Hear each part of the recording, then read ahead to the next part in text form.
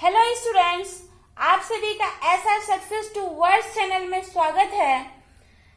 हम पढ़ रहे हैं चैप्टर 4 रासायनिक बलगतिकी केमिकल काइनेटिक्स। आज का हमारा टॉपिक है प्रथम कोटि की अभिक्रिया के लिए अर्ध आयुकाल की गणना कैसे करते हैं। गैसीय प्रावस्था में प्रथम कोटि की अभिक्रिया के लिए वेग समीकरण किस प्रकार से ज्ञात की जाती है और आभासी या छद्म प्रथम कोटि की अभिक्रिया क्या होती है, तो इसको हम उदाहरण से समझेंगे।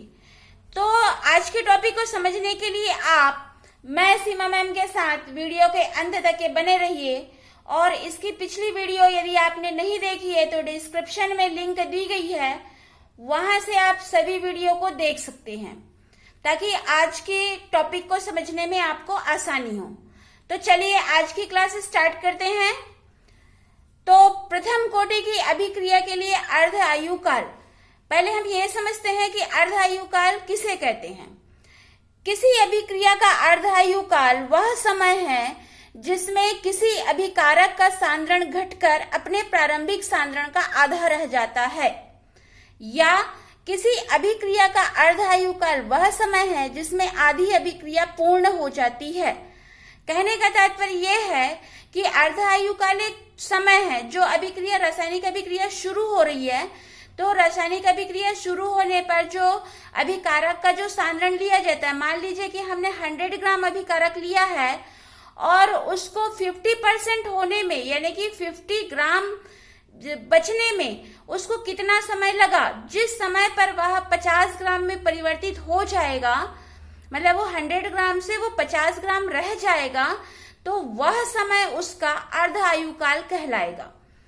तो इसीलिए कहा गया है कि अभिकारक का सांद्रण घटकर अपने प्रारंभिक सांद्रण का आधा रह जाता है, या फिर ये बोला गया है कि आधी अभिक्रिया पूर्ण हो जाती है, मतलब उस समय में अभिक्रिया जो 100 ग्राम था 100 ग्राम से वो 50 ग्राम में चेंज हो गया, मतलब कि वह क्या हो गया, उसमें वहां पर पता चल रहा है कि अभिक्रिया आधी जो है पूर्ण हो चुकी है। तो इस प्रकार से ये अर्ध आयुकाल की परिभाषा देखें।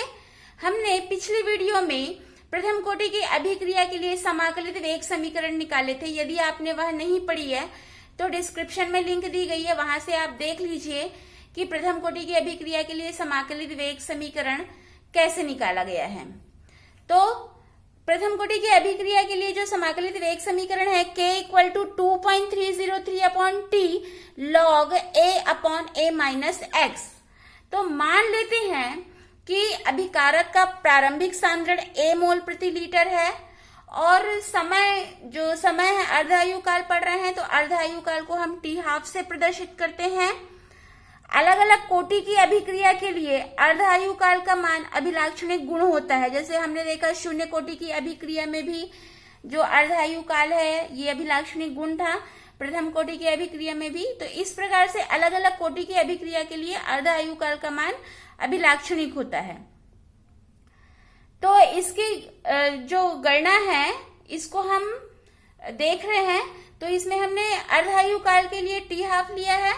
अर्ध परिवर्तन के बाद अभिक्रिया की सांद्रता A/2 मोल प्रति लीटर हो जाएगी। तो यहाँ पर हम जो समीकरण A है इसमें हम वैल्यू रखते हैं, तो हमें मिलेगा K = 2.303/T½ log A/A-A/2। जब हम इस भाग को सॉल्व करते हैं लॉग के बाद का, तो हमें प्राप्त होता है K = 2.303/T½ log A/A/2, और log के बाद का जो A/A/2 है इसको सॉल्व करते हैं तो हमको मिलता है K = 2.303/T½ log 2। चूंकि log 2 की वैल्यू होती है 0.3010, तो हम इस वैल्यू को log 2 के जगह पर रख देते हैं, तो हमें प्राप्त होता है T½ = 2.303/K × 0.3010।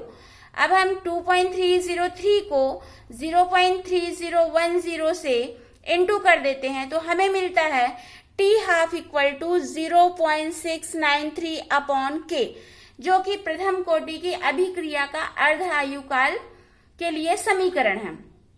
तो यहाँ पर हमको इस समीकरण से ज्ञात होता है कि अभिक्रिया का अर्धायु काल आरंभिक सांद्रण A पर निर्भर नहीं करता है। तो ये हमने देखा कि प्रथम कोटि की अभिक्रिया के लिए अर्ध आयुकाल किस प्रकार से उसकी गणना की जाती है। नेक्स्ट देखते हैं गैसीय प्रावस्था में प्रथम कोटि की अभिक्रिया के लिए वेग समीकरण।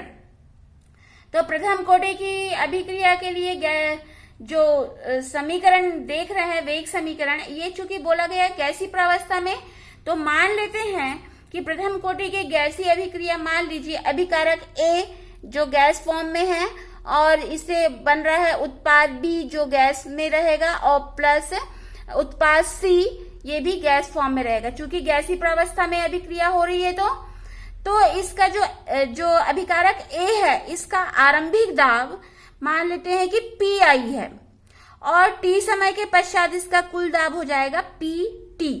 यानी कि यहाँ पर जो समय T इक्वल टू 0 यदि रखते हैं, मतलब अभिक्रिया अभी शुरू हो रही है, तब इसका आंशिक जो आपका प्रारंभिक दाब है ये रहेगा PI एटमॉस्फेयर। तो उस समय अभिक्रिया शुरू नहीं हुई तो उत्पाद का एटमॉस्फेयर जो है 0 और B अभी उत्पाद के लिए एटमॉस्फेयर 0 और C उत्पाद के लिए एटमॉस्फेयर 0 रहेगा T इक्वल टू 0 रहने पर। और T समय के पश्चात, मतलब समय T के बाद जो अभिक्रिया हो रही है, तो यहाँ पर A के आंशिक दाब में X एटमॉस्फेयर कमी हो जाती है। तो यहाँ पर हम लिखेंगे PI माइनस X एटमॉस्फेयर। और जो उत्पाद B और C है तो प्रत्येक के दाब में X एटमॉस्फेयर की वृद्धि हो जाएगी, तो हम इसको लिखेंगे X एटमॉस्फेयर और C उत्पाद के लिए भी X एटमॉस्फेयर। तो यहाँ पर हमको ये समझ में आया कि PI जो है समय T इक्वल टू 0 पर कुल आरंभिक दाब है और T समय के पश्चात कुल दाब PT हो जाता है। तो यहाँ पर जो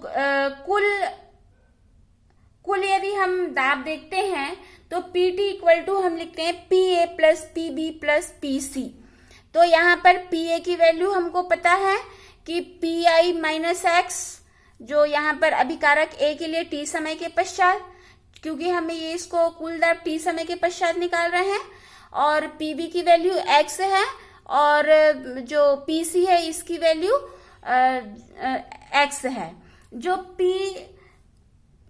यहाँ पर जो PA है और PB और PC है ये अभिकारक A, B और C का आंशिक दाब है।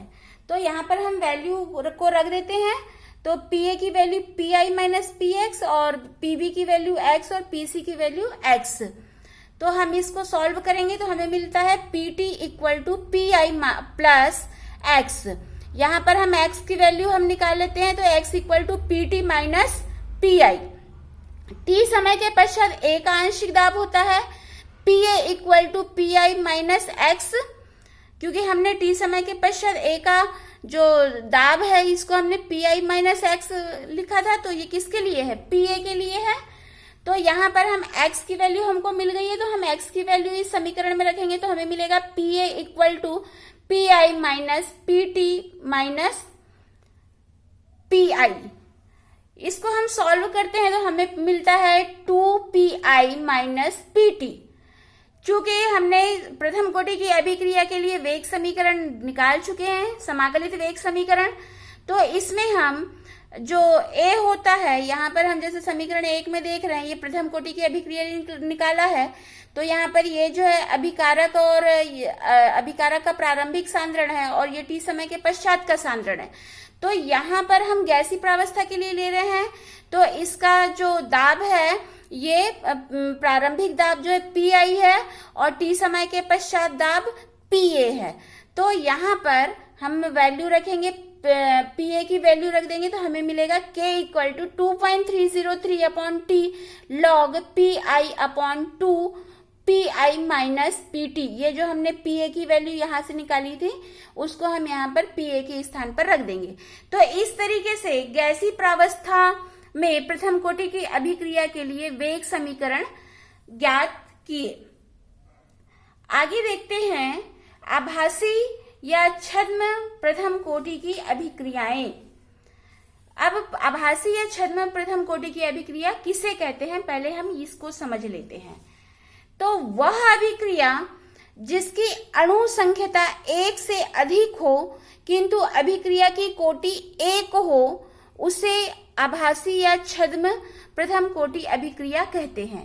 यानी कि कोई भी अभिक्रिया रहेगी जिसमें अणु संख्यता 1 से अधिक, मतलब जितने अभिकारक भाग ले रहे हैं उसकी संख्या को अणु संख्यता कहते हैं। तो जितने अभिकारक भाग लेंगे, चाहे वो 1 हो या 1 से अधिक हो, और अभिक्रिया की कोटि, तो ये हमने अणु संख्यता और अभिक्रिया की कोटि पढ़ चुके हैं। यदि आपने नहीं पढ़ा है या वीडियो नहीं देखी है तो आप डिस्क्रिप्शन में लिंक में जाकर के वीडियो देख लीजिए, ताकि आपको आभासी या छद्म प्रथम कोटि की अभिक्रिया को समझने में आसानी हो। तो इसको चलिए हम देखते हैं आगे कि यहाँ पर अभी जो अभिक्रिया होगी इसमें 2 अभिकारक भाग लेंगे। तो 2 अभिकारक में से एक अभिकारक विलायक के रूप में रहेगा, विलायक यानी कि अधिक मात्रा में रहेगा। तो इसकी सांद्रता को जो है नगण्य माना जाएगा, क्योंकि इसकी मात्रा बहुत अधिक रहेगी। तो इसकी सांद्रता में बहुत कम परिवर्तन होगा, इसलिए इसको नगण्य माना जाएगा। और इसके सांद्रता में परिवर्तन से अभिक्रिया के वेग पर कोई प्रभाव नहीं पड़ेगा। तो इस चीज को हम उदाहरण से समझते हैं। जैसे उदाहरण में हम देख रहे हैं एस्टर का अम्लीय माध्यम में जल अपघटन। यहाँ पर एथिल एसीटेट का जल से अभिक्रिया कराया जा रहा है, तो मिल रहा है एसिटिक अम्ल और एथिल अल्कोहल। तो यहाँ पर जो दूसरा अभिकारक है वो है, एक अभिकारक है हमारा एथिल एसीटेट और दूसरा अभिकारक है जल। क्योंकि पहले बता दिया गया कि एक जो 2 अभिकारक भाग लेंगे उसमें से एक अभिकारक जो है विलायक रहेगा, और जिसकी सांद्रता में परिवर्तन से अभिक्रिया के वेग में कोई परिवर्तन नहीं होगा। यानी कि यहाँ पर जो अभिक्रिया का वेग है वो केवल एक ही अभिकारक पर निर्भर करेगी। तो हम इसको जो एस्टर है, अभिक्रिया का वेग, इस समीकरण के लिए जो अभिक्रिया का वेग है वो एस्टर पर निर्भर करेगा, इसलिए इसको छद्म एकाणुक अभिक्रिया कहते हैं। तो ये समझ में आ रहा है। जो छद्म या आभासी, मतलब यहाँ पर आभास हो रहा है तो यहाँ पर 2 अणु, इसकी अणु संख्यता 2 है, लेकिन यहाँ पर एक ही अभिकारक कार्य कर रहा है, इसलिए इसको आभासी या छद्म एकाणुक अभिक्रिया कहा गया है। तो इसके लिए हम वेग समीकरण लिखते हैं। वेग equal to K CH3 COO C2H5 और H2O। तो चूंकि जल की इतनी अधिक मात्रा में उपस्थित है इसलिए इसको स्थिर रखा जाता है। तो H2O इक्वल टू स्थिरांक, तो वेग क्या हो जाएगा, वेग equal to K CH3 COO C2H5। यहाँ पर अभिक्रिया की कोटि 1 है और अणु संख्यता 2 है, क्योंकि इस वेग समीकरण से हमको पता चल रहा है इसकी घात में कुछ नहीं, मतलब 1 है, तो अभिक्रिया की कोटि 1 है। लेकिन इस समीकरण से हमको पता चल रहा है कि यहाँ पर 2 अभिकारक भाग ले रहे हैं, मतलब इसकी अणु संख्यता 2 है। तो इस प्रकार से ये जो अभिक्रिया होती है बहुत धीमी गति से होती है, और यदि इसमें HCl की थोड़ी सी मात्रा यदि डाल देते हैं तो HCl जो है उत्प्रेरक का कार्य करता है, जिससे अभिक्रिया थोड़ी तेज हो जाती है, तीव्र गति से होने लगती है। तो अभिक्रिया की प्रगति का अध्ययन विभिन्न समय अंतरालों पर उत्पन्न जो एसिटिक अम्ल है इसकी निश्चित आयतन निकालकर उसका मानक NaOH विलयन से अनुमापन करते हैं। तो यहाँ पर जब अनुमापन किया जाता है तो मान लेते हैं कि मिश्रण के निश्चित आयतन को अनुमापित करने के लिए जो NaOH लिया जा रहा है इसका आयतन प्रारंभ में V0 ml, आयतन को हम V से प्रदर्शित करते हैं, चूंकि प्रारंभ में हो रहा है तो V0 ml कहेंगे, और T समय के पश्चात में VT ml और अनंत समय पर V अनंत ml होगा। तो किसी समय पर बना हुआ जो एसिटिक अम्ल की मात्रा उस समय पर अपघटित जो एथिल एसीटेट की मात्रा के समानुपाती होगा। तो इस प्रकार से जो एथिल एसीटेट की प्रारंभिक सांद्रता को हम लिखते हैं A समानुपाती V अनंत माइनस V0, और किसी समय पर एथिल एसीटेट की सांद्रता को लिखते हैं A माइनस X समानुपाती V अनंत माइनस VT। क्यों? क्योंकि यहाँ पर ये जो है प्रारंभिक सांद्रण है और यहाँ पे जो कुछ समय के पश्चात में जो प्रारंभिक सांद्रता में जो कमी आ जाती है उसको दर्शा रहा है। तो यहाँ पर इस प्रकार से हम इसको एथिल एसीटेट की प्रारंभिक सांद्रता के लिए और किसी समय के पश्चात एथिल एसीटेट की सांद्रता के लिए इस प्रकार का समीकरण लिखेंगे। तो प्रथम कोटि का वेग समीकरण हमको पता है कि K equal to 2.303 upon T log A upon A minus x. तो यहाँ पर A की वैल्यू हम रखेंगे और A माइनस एक्स की वैल्यू रखेंगे। तो यहाँ पर क्या हो जाएगा, K equal to 2.303 upon T log V अनंत माइनस V0 अपॉन V अनंत माइनस VT। तो इस प्रकार से हमने ये आभासी या छद्म प्रथम कोटि की अभिक्रिया को समझा। तो आपको वीडियो समझ में आया तो लाइक कीजिए, शेयर कीजिए। फर्स्ट टाइम आप मेरे चैनल को वॉच कर रहे हैं तो सब्सक्राइब कीजिए और बेल आइकन को दबाइए ताकि आपको वीडियो की नोटिफिकेशन सबसे पहले मिले। Thanks for watching this video.